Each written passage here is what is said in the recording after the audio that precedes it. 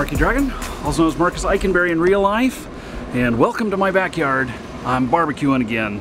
Those are potato wedges, and you know, it's just kind of like home fries. We're doing them up. You know, we just take russet potatoes, we cut them up into quarters, and then use some olive oil and maybe some garlic powder and a little bit of salt, and then I put Montreal chicken seasoning on it for some herbs, and should come out pretty good. Let's see, I gotta keep track of what time it is here, because in about 15 minutes I have to turn them over and then test them to see whether or not they are good to go. And then I've got sausages that I'm going to be putting on the barbecue. It's barbecue with Markee Day. So, here's my backyard. I love it. I'm standing out here, I'm barefoot. I just got to watch out about stepping in the ant hills because there are fire ants out here, but as long as I'm not near one of the ant mounds, I should be okay. So, topic for today is I've got this guy who saw me talking, he's Night Mason, and he says that he saw me talking about Ultima Online, that I mentioned Second Life and everything, and he has some really interesting here. If you don't know about Second Life is a game that came out, I don't know, maybe it's around 10 years old now or so, and it's kind of like virtual life, virtual reality, and you have your character in there. You can work up different skills. You can make things in the game, which you can then sell to other players. And these things that you can sell to other players, you can actually get paid in Linden dollars, which you can turn around and you can sell those Linden dollars to other players for real-world cash. And in effect, you can actually make money in there.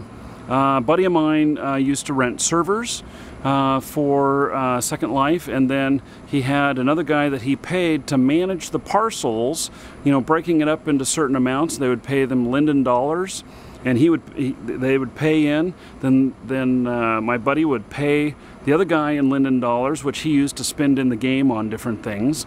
And then he would take the extra Linden dollars and put them up on the market, sell them, and get cash. And I think the server cost him around $100 a month, and the cash that he was able to get out was several times greater than that. And so it turned out that, you know, maybe it wasn't you know, a really good paying job type thing, but it was something that was fun to do, and he was able to make some money playing a game. Wouldn't we all love to make money playing a game? So that's what Night Mason is talking about here. And he says that he really likes the channel, the content, because it has everything from business to gaming. And yes, it does. You are right on the mark with the range of stuff. So, he says, I myself run a small online business in the Second Life platform called Vtox. I created the product Simboards, basically an extreme sport hoverboard with high customization for users, and a sport called Simball, which uses my Simboard products in a functional virtual sport where people set up leagues and competitions of their own using his arena kit. So he's created a product, you know, like a hoverboard type thing, that people are playing this other organized game on. And so I suppose in real world terms it could be equate to, you know, making, I don't know, a surfboard or a snowboard and people competing, you know, playing a game while standing on them. So anyway, I wondered if you had any experience in the Second Life platform. Yes. You mentioned selling virtual products in Ultima, and when I feel things crawling on my feet, I have to look down, make sure it's not fire ants. There's a lot of bugs out here. That's one thing about living next to a lake. We have to have them come out and spray the back of the house here. Seems like about every 6 weeks. Otherwise, I get totally inundated with spiders because there's just so many bugs that come off the lake, little medflies. And they just the spiders just love them, and I end up with an entire ceiling out here on my back patio full of spiders. And then when I turn on the barbecue, the heat rises and they go, oh shit, it's too hot, and they all come down on me. I don't like it. So anyway, I digress. Okay, let's see here. So he talks about them allowing it. Second Life platform is wide open and welcomes this very thing of selling virtual products. And the creation aspect of the game as well. It's what Second Life is all about. That said, I have found countless frustrations with my platform. My products work of physics, for example, and they upbreak the physics several times, causing me to rewrite the products I spend so much time on. The sad part being I capitalized on a few quirks in those physics. I learned that maybe setting up income on a quirk wasn't the best idea. But to this day, I still sell them, and they work well enough for the sport side of things. So my main question is, with your background in this area, or if you don't, do you see a future in this area, or should it be avoided for any reasons? I've wanted to get back into produce more products, but I'm not sure how viable it is these days. The platform has since taken hits in the media, for example. There are still a lot of customers that can reach there, but it's not what I once expected. So he wanted to get my feedback on that, and here's the deal. So look at, I don't know, do they publish numbers of how many people are playing in Second Life still? If they do, then maybe you can see whether the trend is going up or going down or just holding flat. And the number of players is really going to be indicative of the dollars available for you to make in the real world. The less people there are, the less opportunity there is for you to make money. You have to raise your prices, which you don't make as many sales. And for your type of work, what you're doing is you're creating a product that's more like programming. And you're saying, here's this program. Download this piece of software, and you can do with it, you know, the thing it's designed to do. And then with that, though, in order to make a lot of money, it has to replicate over and over and over again. It's really hard to tailor something like that, customized to each individual person. It becomes more work intensive. And so if you just want to do it as a side income because you really enjoy it, fine. But what I'd want to know is whether or not the market is going up or down in there overall. And so if they don't publish any trends on that, then what you can do is you can go to like Google Trends and just in quotes or brackets put in Second Life and see what the trend has been. If the market is growing at all, then maybe it's something to look at. If it's not growing at all, then it's something that's more of hobby. And here's the problem, is that with these virtual things, if you are able to programmatically create something like this, and let's say it becomes a really big hit, and whether the game is growing or not, but let's say it becomes a really big hit, other programmers who are in the game, who are making products, will then say, ooh, look at this, and jump on the bandwagon. How many WoW clones have there been? How many Diablo clones have there been? How many Doom clones have there been? Actually, Doom was a clone of Wolfenstein 3D. So, but Doom was a whole, it was made by the same company, and it was a whole level leap in technology. So, I wouldn't call it a clone. It was just next generation. But I remember that Wolfenstein 3D came out, we were all going, whoa, this is so cool. And then Doom came out, and we're like, holy shit, this is awesome. And watch as I kill you with my rocket. I used to do that a lot. Rocket launcher was my favorite weapon. I was really a master at timing how long it took to hit across playing field, and I would aim where the person was running to, and rocket would meet player. Bam. So anyway, when Doom came out, there was a whole bunch of clone things that came out. The biggest clone was probably Hexen, and I think it was made by a different company, but they kind of just really, you know, dove on to this new style. And so what I'm just saying is, if you have a hit, how do you protect it? in there. You know, can you actually patent a product within a video game that you don't own? I don't know. You know, the patent process though, $10,000 to up to $30,000 for a patent on something, and that's a real-world patent. I'm not just talking about protecting it within Second Life. I don't even know if there's any system for that, but anyway. So you got to be really careful with that, and you've got to hide your technology. You've got to, you know, keep the magic to it. There are some things that I do that I don't tell anybody how I do them, because if they were able to replicate them, they would be able to compete with me on a much higher level. Their competition level would go way up, and I really don't want that to happen. So there are some things that I call the magic that that I don't share with everyone. So I don't know. It's more of some things to think about. Second Life is very unique because of all the products that are made in there and how people can sell them. There's not many games that support stuff like that. Many of them have tried and they've embraced it a little bit, but it hasn't been hugely successful. Second Life is probably the most successful at it. The most recent that I heard was Richard Garriott's Shroud of the Avatar.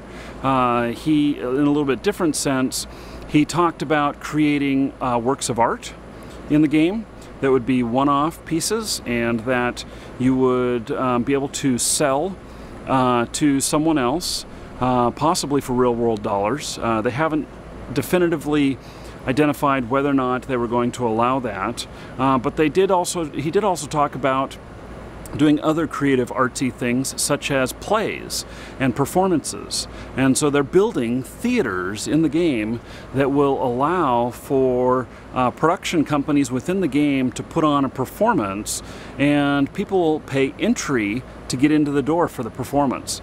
I think that that's just a fabulous idea.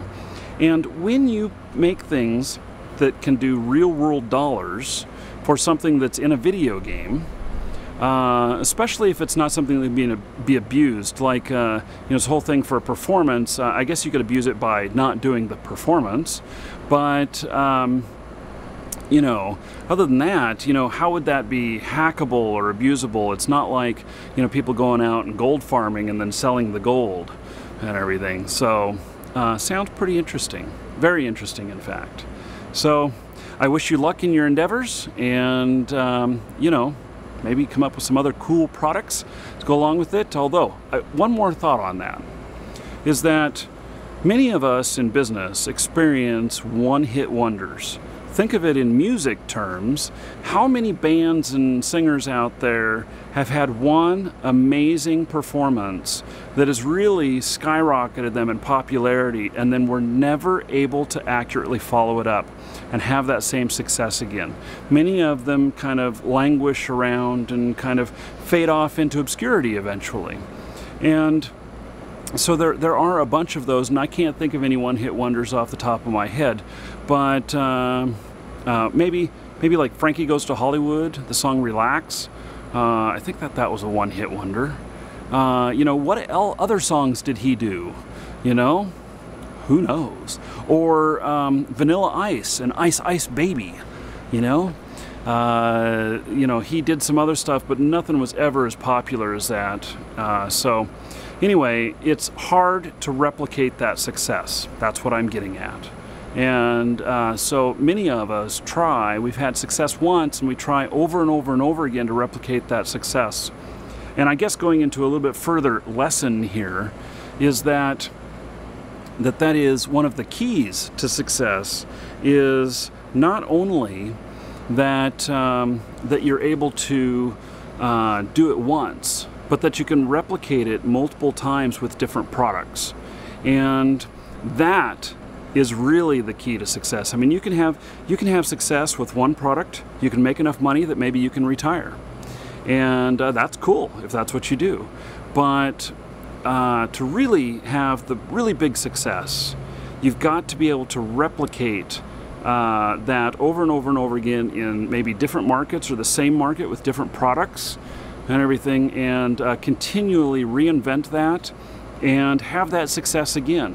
None of them actually need to have as stellar success as the very first one. They just all need to be successful for your time. And so it could be that, you know, you make 10 more items after this one item that's been so successful, and they are only, you know, 50% as successful, but you know, you made 4 times your money on each one of those projects or something like that, and so overall it was very successful. Anyway, I hope that helps. And now I gotta check. I've been talking here long enough that I probably gotta check on the stuff here. Here, I'll zoom in, and you know, we'll part here with actually a shot of the barbecue, and you know, we'll take a look at this and see how it's looking. Oh, they are browning up nicely. Oh yeah.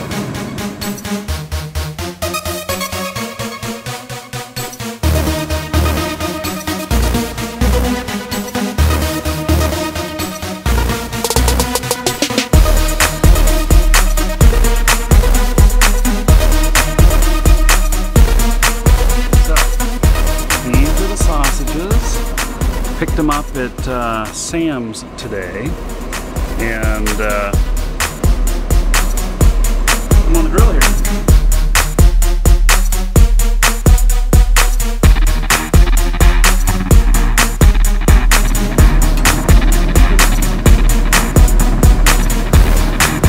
Alright, a couple minutes on each side.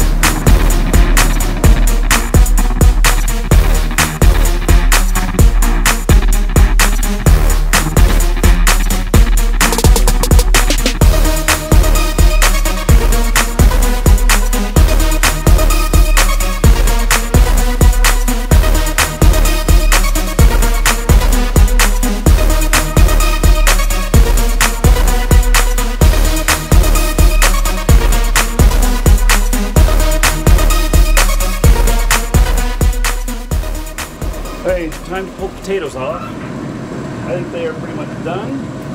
Ooh, and these are really starting to plump. These potatoes are looking really good. Look at that. So, that is one of the potatoes here. Just the wedges. Just cook it on the barbecue here. Put some garlic salt on it. And then also some chicken seasoning, actually. So these are looking really good.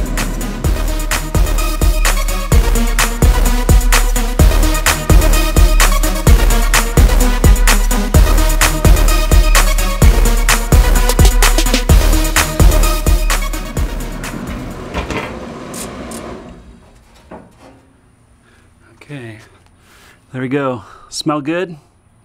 Yeah, it's looking good. So now all of you can go barbecue tonight. Take care, everybody.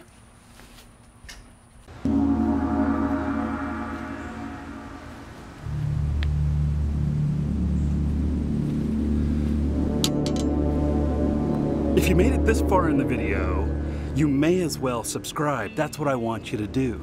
You obviously liked it well enough to watch it this far. So look at this. This is Frostmourne. This is a Runes of Magic sword.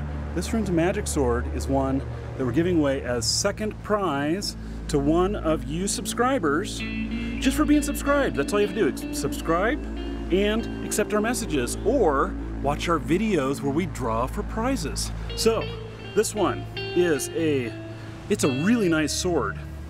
It's signed by some of the American staff for Runes of Magic. And then there's the big boy here. I got it on my shoulder because it's so darn heavy. You know, this sucker is 16 pounds. Look at this. So it's a two-handed sword here, man. This is a beautiful sword. And we're giving this away when we hit 42,500 subscribers. It could be you. So just subscribe, that's all you have to do. We'll do videos selecting the winners, and we'll send you a message in YouTube as long as you accept it, just make sure you accept messages from us. To do that, put us on your contact list. And you just add Markee Dragon to your contact list, and then you'll be able to get messages from us, and you'll have 30 days to get back to us when we send you a message. Or if we can't message you, you'll just be on video, and you just gotta watch the video and then contact us.